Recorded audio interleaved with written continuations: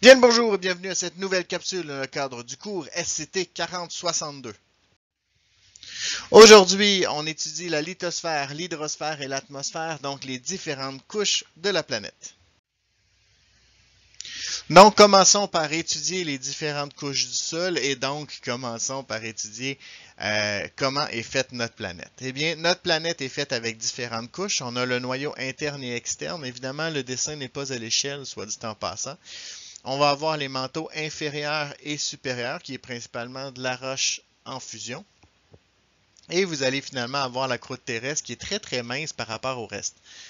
Là, très très mince, on s'entend. Ayez pas peur de creuser dans votre jardin, vous ne tomberez pas sur du magma. Okay? On parle vraiment d'une couche qui est mince par rapport proportionnellement à la taille de la planète. Okay? Mais elle est quand même relativement épaisse par rapport à nous. La lithosphère, on parle des deux couches qui sont supérieures. Donc, on parle de la croûte terrestre et du manteau supérieur. Deuxièmement, on a l'hydrosphère. L'hydrosphère, en fait, c'est la couche d'eau. Donc, c'est les mers, les océans, les fleuves, les rivières, les lacs, qui vont, et évidemment les glaces aussi, qui vont enrober notre planète. Et lorsqu'on parle de la lithosphère, on parle finalement de la couche d'air qui englobe notre planète. Et c'est ce qui met fin à cette capsule. C'est une blague, ça ne met pas fin à notre capsule. On a beaucoup d'autres choses à voir ensemble. Donc, si on regarde ici les différentes couches du sol, on a d'abord l'horizon haut. L'horizon haut, c'est la couche superficielle, donc c'est ce qui est sur le dessus. En fait, c'est principalement de la matière organique en décomposition. Donc, c'est une terre qui est très très riche, qu'on appelle de l'humus.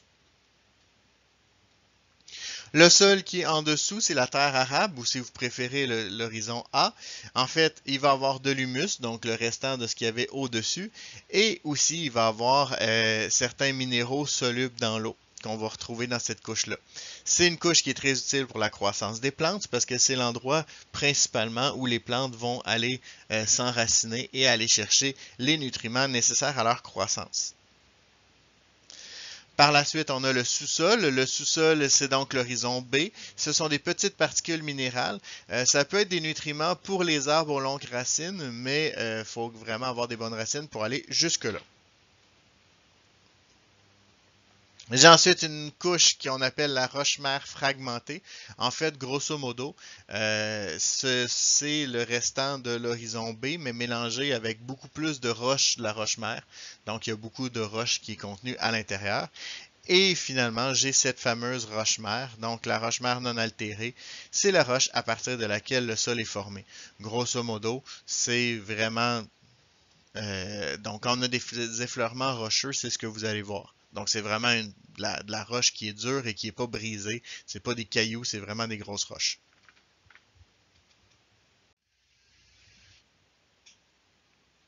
Parlons maintenant de l'hydrosphère. Donc, on est sur la planète bleue, c'est pas pour rien, c'est parce qu'il y a beaucoup d'eau à l'intérieur de notre planète. Par contre, notre eau est presque toute salée. Donc, ça fait de l'eau qui est très difficile à exploiter au niveau de notre eau potable parce que ça coûte très très cher de retirer le sel de l'eau. À l'intérieur de notre peu d'eau douce qu'on a, donc la petite quantité d'eau douce qu'on a sur notre planète, eh bien, il y en a une grande partie qui est prise par les glaciers. Donc, c'est de l'eau, encore une fois, qui est difficilement exploitable parce que c'est de l'eau qui est que c'est difficile à extraire, en fait. On a une petite partie qui est de l'eau douce continentale. Ça représente environ 0,53% de l'eau de la Terre. Donc, c'est l'eau qu'on peut vraiment utiliser au niveau de l'eau. Maintenant, je vous ai dit que l'eau salée n'était pas exploitable au niveau de l'eau potable, mais elle a quand même un rôle très important à jouer sur notre planète. Donc, laissez-moi vous présenter quelques villes qui sont à peu près à la même latitude, donc à la même hauteur sur notre planète. Si on compare par exemple Montréal et Paris ou Montréal et Londres, on se rend compte que autant Paris que Londres ont une latitude plus élevée que celle de Montréal. Donc, ils sont plus au nord que Montréal. Et pourtant, ils ont une température autour de 5 degrés supérieure. Si je regarde maintenant les villes de Turin et de Milan, qui sont des villes qui sont à peu près à la même latitude que Montréal, eh bien dans les deux cas, je me retrouve à avoir des températures beaucoup plus élevées. On est autour de 12-13 degrés. Maintenant, si on regarde Prague, Berlin, Munich, Vienne, ce sont tous des villes qui sont quand même pas mal plus au nord et on remarque encore une fois que j'ai des températures supérieures. Par contre, sont inférieures à celles de Paris et de Londres. Donc, on va essayer de s'expliquer tout ça. En fait, on a deux courants qui vont nous intéresser ici. Le premier courant, c'est celui que vous voyez ici, qui est un courant très important qui s'appelle le Gulf Stream. Le Gulf Stream va amener de l'eau chaude des Caraïbes et vont les amener vers l'Europe. C'est un courant donc qui va réchauffer l'Europe. Malheureusement pour nous, c'est pas ce courant-là qui nous influe. Donc ce courant-là, le courant qui influe notre climat, c'est le courant arctique qui nous vient et qui est donc de l'eau froide et donc qui a tendance à refroidir notre climat. Ce qui fait que même si on est à la même latitude, eh bien, on a des climats différents. Maintenant, si on regroupe tous les courants de l'océan, on se rend compte que ça forme ce qu'on appelle un courant global, donc un courant qui va faire le tour un peu des océans de la planète. Donc, pour être capable de faire ça, il faut se poser la question, ben, c'est quoi le phénomène? Donc, pourquoi ça fonctionne? Il y a deux principaux moteurs qui vont nous aider à avoir une circulation constante de l'eau des océans. Le principal moteur, c'est l'aspect de la température. Donc, vous remarquez que quand vous faites cuire des nouilles à spaghetti dans un chaudron, eh bien, je vais avoir tendance à avoir un mouvement comme vous le voyez ici, où est-ce que les nouilles vont remonter à la surface au centre et vont redescendre sur les côtés. En fait, le phénomène est très simple, c'est que la chaleur va s'accumuler au centre de mon chaudron et sur les côtés, ben, il y a une perte de chaleur. Donc, à ce moment-là, je vais avoir évidemment, quand je dis perte, on entend transfert de chaleur vers le milieu ambiant. Donc, l'eau sur les côtés va avoir tendance à se refroidir et en se refroidissant, l'eau froide va avoir une densité plus élevée. Donc, la densité plus élevée fait qu'elle va avoir tendance à couler comparativement à ce qui est au centre, où est-ce que l'eau a tendance à s'élever parce qu'elle est plus chaude. Évidemment, au niveau des océans, c'est un peu le même phénomène, parce qu'au niveau de l'équateur, je vais avoir tendance à me réchauffer, et au niveau des pôles, je vais avoir tendance à me refroidir. Donc, cet aspect température-là va forcer un mouvement de l'eau qui est un des moteurs du courant global, mais ce n'est pas le seul. Le deuxième moteur, c'est au niveau de la salinité de l'eau. En fait, si on compare de l'eau douce avec de l'eau salée, on se rend compte que dans l'eau salée, évidemment, il y a plus de molécules. Donc, la masse par unité de volume est plus élevée. Ce que ça donne, ça, c'est que ça nous donne une facilité. Dans le fond, cette eau-là va avoir tendance à couler plus facilement parce qu'évidemment, la masse est plus élevée. Donc, si cette eau-là a tendance à couler, eh bien, les eaux qui vont être les plus salées ont toujours tendance à être vers le fond. Et là, je me ramène à la photo que je vous ai mise du monsieur qui lit son journal. En fait, cette photo-là a été prise sur la mer Morte. Et sur la mer Morte, ce qui est particulier, c'est que l'eau a atteint sa saturation en sel. Donc, il y a énormément de sel dans l'eau. Il y a beaucoup, beaucoup de molécules de sel. Donc, la masse volumique de cette eau-là étant très élevée, mais elle est plus élevée que celle de nos liquides corporels, que ce soit le sang, la lymphe, peu importe, mais les liquides qu'on a à l'intérieur du corps. Ce que ça donne, c'est que, ben, logiquement, si notre densité, notre masse volumique est plus faible, ben, on va avoir plus tendance à flotter. Et donc, sur la mer Morte, c'est très facile de flotter. Évidemment, ceux qui font de la plongée sous-marine connaissent très très bien ce phénomène-là. Parce que si je veux faire de la plongée sous-marine en eau douce, à ce moment-là, je vais avoir une plus grande facilité à couler parce qu'il y a moins de sel à l'intérieur de l'eau. Alors que si je fais de la même plongée sous-marine avec le même équipement dans l'eau de mer, eh bien, je vais avoir plus de difficultés à couler parce que l'eau est salée. Donc, à ce moment-là, ça va me prendre des poids à ma ceinture pour m'aider à couler pour pouvoir aller voir le fond de l'eau. L'augmentation de l'effet de serre va avoir une influence sur l'ensemble des glaces qui constituent notre planète. Donc, évidemment, s'il fait plus chaud, la glace va fondre. Cette fonte des glaces amène deux perturbations principales. Ça amène beaucoup d'eau froide et beaucoup d'eau douce à l'intérieur des océans. Et comme on sait que la circulation thermohaline, donc la circulation globale au niveau des océans, dépend de la température et de la concentration en sel, ben, ce simple jeu de fonte des glaces peut avoir des conséquences catastrophiques au niveau des climats de notre planète parce que c'est ces courants-là qui nous permettent de réguler nos climats. Pour voir les autres conséquences, il faut bien distinguer ce que sont les banquises versus ce que sont les glaciers. Les banquises sont déjà sur l'eau ou, plus précisément, dans l'eau. C'est ce qu'on retrouve au pôle Nord, par exemple, où il n'y a pas de continent sous la glace. C'est simplement l'eau qui a gelé et il peut y avoir des accumulations de neige par-dessus, soit, mais ça reste que il n'y a pas de continent en dessous. Donc, ils occupent déjà un volume à l'intérieur des eaux. Donc, leur fonte n'occasionnera pas une augmentation, une grande perturbation du niveau des océans. Par contre, les banquises ont quand même un rôle à jouer. Donc, par exemple, la glace ou la neige va avoir tendance à refléter plus facilement les rayons du soleil, ce qui nous permet de contrôler un peu notre effet de serre. Le blanc va avoir tendance à refléter plus facilement, soit, mais lorsqu'elles fond, c'est de l'eau foncée qui est remplacée. Et l'eau foncée va avoir plus tendance à accumuler l'énergie et donc va contribuer au réchauffement climatique. Donc, faire fondre plus de glace. Le deuxième élément, c'est qu'il peut y avoir une perturbation des écosystèmes qui dépendent de cette banquise-là. Je pense évidemment aux ours polaires, mais aussi à d'autres espèces qui vont vivre sur la banquise. Je pense aussi, par exemple, aux animaux qui vivent sous la banquise. Donc, tout l'ensemble des poissons et des écosystèmes qui dépendent d'un certain milieu et qui soudainement se retrouvent exposés à la lumière du soleil, exposés à des eaux plus chaudes et des eaux plus douces. Donc, ça peut avoir une influence importante. Le troisième élément, c'est au niveau du conflit, donc c'est vraiment plus politique. En fait, les terres du Nord, donc le pôle Nord, n'intéressaient pas vraiment grand monde avant. Pour la simple et bonne raison que c'était très difficile de s'y rendre et que c'était très coûteux. Par contre, la fonte du pôle Nord, la fonte des glaces à l'intérieur du pôle Nord, nous permet d'avoir un transport maritime beaucoup plus efficace par la voie du Nord et devient donc un enjeu important au niveau politique, au niveau du contrôle de ces terres-là. Donc, ça crée des conflits entre différents pays, dont le Canada fait évidemment partie. Au niveau des glaciers, c'est différent. Les glaciers sont situés sur le continent. Donc, on retrouve les glaciers alpins qui sont au sommet des montagnes, mais on retrouve aussi des grands glaciers qu'on appelle des inlandis, qui sont placés sur des continents. On pense par exemple au Groenland et à l'Antarctique. Ces glaciers-là, lorsqu'ils fondent, ils sont situés sur le continent. Donc, l'eau va s'écouler à l'intérieur des océans et là, je vais perturber le niveau marin.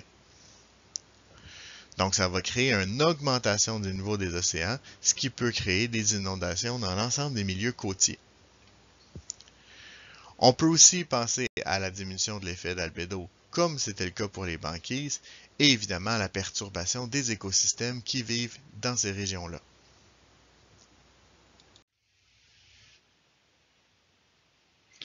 L'autre changement majeur que ça peut causer, évidemment, c'est que si on renforcit le courant arctique dont je vous parlais tantôt, eh bien, il pourrait finir par couper le Gulf Stream. Et couper le Gulf Stream, ça peut avoir des impacts très importants, entre autres en Europe. Donc, l'Europe peut avoir tendance à se refroidir et eux, contrairement à nous, ne sont pas habitués à avoir un climat froid. Les maisons sont moins bien isolées, ils n'ont pas nécessairement des souffleuses, des pelles et des manteaux de neige. Donc, ça peut avoir des impacts très, très importants. Ils ne sont pas habitués non plus dans certaines régions au principe de gel-dégel. Donc, au niveau de leur infrastructure, ça peut aussi causer des problèmes.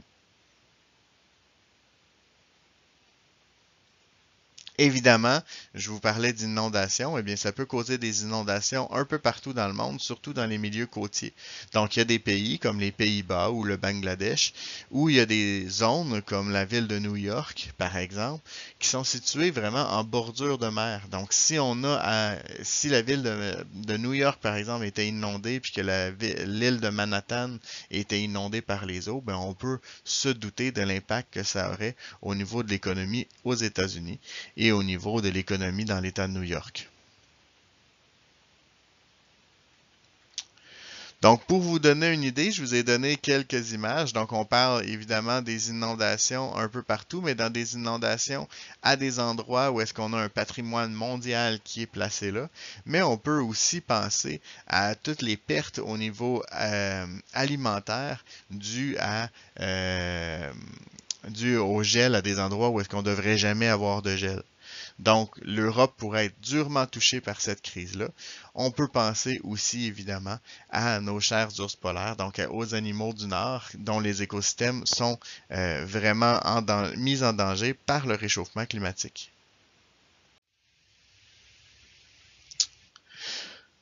Maintenant, parlons de l'atmosphère. Donc, au niveau de notre atmosphère, on a différents gaz qui sont présents. On va se rendre compte que la majorité de notre atmosphère est faite à partir de diazote, donc de N2. En fait, c'est 78% de notre atmosphère. Il reste 21% qui est du dioxygène. Et le reste, ça varie. Donc, évidemment, la vapeur d'eau peut avoir un taux qui a tendance à varier tout dépendamment si on est dans le Sahara ou si on est ici au Québec ou est-ce qu'on est d'un milieu un petit peu plus humide. Donc, on peut avoir une variation du niveau d'eau, mais pour le reste, ce sont différents gaz qui vont se partager le 1% qui reste. Évidemment, les masses d'air vont aussi avoir tendance à influencer notre climat. Donc, c'est quoi ces masses d'air-là? C'est une grande quantité d'air qui vont avoir tendance à se déplacer et donc à agir au niveau de notre taux, autant au niveau de notre taux d'humidité qu'au niveau de notre température. Ces masses d'air-là, on a la masse d'air continentale polaire qui nous vient du nord, qui est une zone particulièrement importante pour nous parce que ça refroidit nos climats. On a aussi la masse d'air maritime polaire, donc qui nous vient de l'est et qui va influencer nos climats. Pour les autres, ça va plus influencer le reste de l'Amérique du Nord. Donc, on peut parler d'une autre masse d'air maritime polaire qui va influencer la région, entre autres, de Vancouver et de Victoria. Par contre, cette masse d'air-là a plus de difficultés à rentrer très profondément dans les terres à cause simplement de nos montagnes rocheuses. Au niveau du sud, on va avoir des masses d'air maritimes polaires également, tropicales plutôt, qui vont venir influencer notre climat à partir du sud aussi.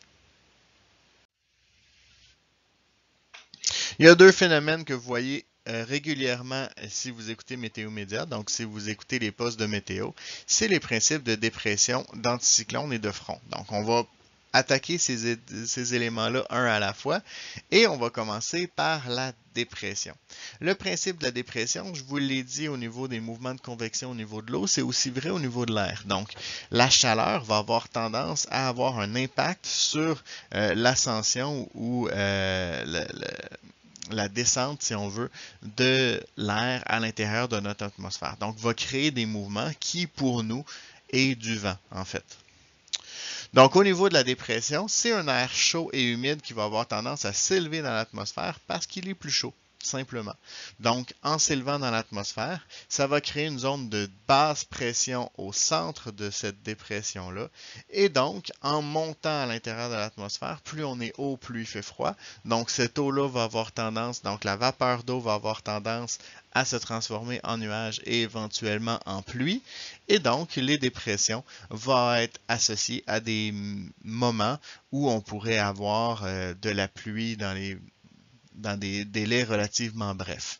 C'est la raison pourquoi, si vous vous souvenez bien, nos grands-mères avaient des baromètres qu'ils regardaient pour prédire le temps. Donc, ils étaient capables de dire si la pression avait tendance à descendre, eh bien, on pouvait dire qu'il allait y avoir de la pluie pour une simple raison qu'on avait une dépression et donc que l'air chaud et humide s'élevait et créait de la pluie. Si on regarde l'anticyclone, en fait, c'est exactement le contraire. Donc, ça va être un refroidissement ponctuel à un endroit précis où l'air va avoir tendance à s'écraser au sol et donc, ça va créer une zone de haute pression à cet endroit-là. C'est de l'air froid et de l'air sec qui va avoir tendance à descendre à ce moment-là. Et c'est un signe généralement de temps dégagé parce que comme tout est écrasé au sol, ben, l'humidité aussi est écrasée au sol. Ce qui veut dire que je n'aurai pas de nuages qui vont se former dans ces cas-là. Par contre, il peut y avoir un temps de smog qui est associé aux anticyclones, parce qu'évidemment, si l'air ne peut plus s'élever, eh bien les polluants non plus ne peuvent plus s'élever. Donc les polluants vont rester pris à la surface du globe, donc au niveau des villes, particulièrement au niveau des grandes villes, parce qu'évidemment, pour avoir du smog, il faut avoir une production relativement importante de polluants, mais c'est des polluants qui vont rester pris à notre niveau, et donc on va devoir respirer parce qu'ils sont pris en basse atmosphère. Maintenant, si on regarde les fronts que vous voyez dans les cartes météorologiques, donc vous avez deux types de fronts, le front chaud et le front froid. Le front chaud, commençons par lui. En fait, ce sont des nuages qui vont avoir tendance à être horizontaux parce que c'est une masse d'air chaud qui va chasser une masse d'air froid. Et comme la masse d'air chaude, dis-je, est plus élevée en altitude parce qu'elle est plus légère, elle est moins dense. Donc les nuages vont commencer à se former en très très haute altitude au départ et au fur et à mesure que le front va avancer, les nuages vont descendre, vont s'intensifier, vont gonfler et éventuellement, je vais avoir des nuages qui vont causer une pluie qui est plus longue, qui va durer plus longtemps aussi. Donc, c'est des averses avec vent faible et c'est des averses qui vont être plus longues mais moins intenses au niveau de la quantité d'eau tombée. Si on regarde au niveau du front froid, eh bien le front froid, c'est une masse d'air froide qui va chasser la masse d'air chaude, donc elle l'attaque, si on veut, par en dessous. Ce que ça fait, c'est qu'à cause de la friction avec le sol et à cause d'un paquet de phénomènes, je vais avoir tendance à avoir un front qui est plus vertical qu'horizontal. En ayant un front vertical, les nuages vont se former à la verticale aussi, donc ça va être des nuages qui vont être beaucoup plus hauts. Donc, quand vous voyez l'espèce de gros, tu sais, surtout l'été, l'espèce de gros rouleau compresseur qui approche là, les nuages qui sont très très gros, qui sont très très hauts, les espèces de grosses enclumes qui avancent et qui arrivent avec des pluies très très violentes, des grands vents, des orages. Donc, à ce moment-là, on parle de front froid. L'avantage des fronts froids, c'est que ça ne dure pas longtemps. Donc, vous le savez, les averses d'été où est-ce qu'il y a des gros orages, généralement, on va se cacher une quinzaine de minutes, puis après, ben, c'est correct, on peut ressortir, l'orage est passé. Bien, c'est un peu le principe des fronts froids.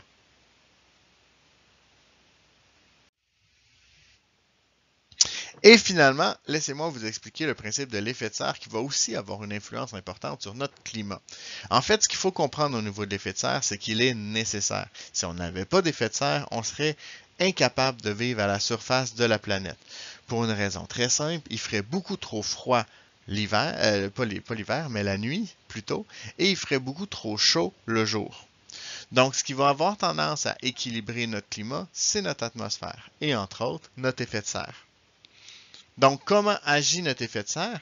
C'est en fait le principe des voitures l'été. Donc, quand on laisse une voiture avec les fenêtres fermées l'été, on va avoir la chaleur qui va être capable, la chaleur du soleil qui va rentrer dans la voiture, mais qui ne sera plus capable d'en ressortir. Donc, il va y avoir une élévation de température à l'intérieur de la voiture. C'est aussi le cas dans les serres. Donc, par exemple, l'automne et au printemps, quand on veut faire pousser des légumes ici au Québec, ben, il fait trop froid. Donc, une des façons qu'on utilise, c'est de créer des serres où est-ce qu'on va avoir des fenêtres qui vont accumuler la chaleur à l'intérieur et donc qui vont nous aider à réchauffer nos plants et à faire pousser nos plants. Eh bien, au niveau de l'atmosphère, c'est le même principe. Donc, notre atmosphère va avoir un effet de serre, donc va être capable d'augmenter sa température grâce à son effet de serre et à garder la chaleur. On a des planètes comme Vénus qui ont un effet de serre beaucoup plus important que le nôtre. Il faut dire aussi que nous-mêmes, on a déjà eu un effet de serre beaucoup plus important que ce qu'on a présentement. C'est l'époque qu'on appelait le Carbonifère, où est-ce qu'il y avait énormément de gaz carbonique dans notre atmosphère et donc qui créait beaucoup d'effets de serre, qui créait des climats beaucoup plus chauds que ce qu'on a présentement. On est passé à travers le Carbonifère, la Terre s'est adaptée, la Terre s'est modifiée avec le temps et on est passé au climat qu'on a présentement. Le problème qu'on a avec le climat qu'on a présentement, c'est qu'on a tendance à brûler nos hydrocarbures et donc à envoyer du dioxyde de carbone à l'intérieur de notre atmosphère. Ce que ça crée, c'est que ça augmente l'effet de serre. Donc, la chaleur qui va rentrer à l'intérieur ne sera plus capable de ressortir de notre atmosphère et c'est ce qui cause les réchauffements climatiques. Les réchauffements climatiques qui ont des impacts majeurs à plusieurs niveaux. On l'a déjà vu au niveau des glaciers plus tôt, mais il y a plusieurs niveaux sur lesquels on pourrait travailler. On pourrait parler, par exemple, d'insectes nuisibles qui ont tendance à migrer vers le nord. Pourquoi? Parce que les températures leur permettent de le faire, alors qu'ils ne le permettaient pas avant. On peut parler de la fonte des glaciers montagneux. Hein? Je vous ai parlé de ceux qui étaient les deux principaux glaciers, donc au niveau des océans, mais on peut parler de ceux dans les montagnes aussi. Mais on peut aussi parler d'agriculture, donc qui est modifiée, donc de désertification de certaines zones qui étaient utiles à l'agriculture avant, mais que les climats ne nous permettent plus de faire le type de culture qu'on faisait avant à cause du réchauffement climatique. Donc, il y a plusieurs éléments qui sont affectés par l'effet de serre. En fait, il y a trois principaux gaz qui vont aider à l'effet de serre, donc qui vont contribuer à l'effet de serre et qui sont causés par causes anthropiques, donc autrement dit qui sont causés par l'homme. C'est l'apport dans notre atmosphère de dioxyde de carbone dû à la combustion des hydrocarbures notamment. On peut parler aussi de l'apport en méthane, donc qui est un gaz particulièrement grave parce qu'il contribue 4 fois plus, une molécule de méthane contribue 4 fois plus à l'effet de serre qu'une molécule de CO2. Donc, c'est un gaz qui est important au niveau de notre effet de serre et qu'on produit aussi en grande quantité, notamment grâce à la production de bœuf et aussi à cause de nos dépotoirs qui créent du méthane. Et finalement, on peut parler de l'oxyde d'azote qui est principalement causé par les milieux industriels. Et c'est ce qui met fin à cette capsule un peu longue aujourd'hui. Donc, j'espère qu'elle vous a quand même plu. Vous êtes maintenant les experts. À vous de surpasser le maître.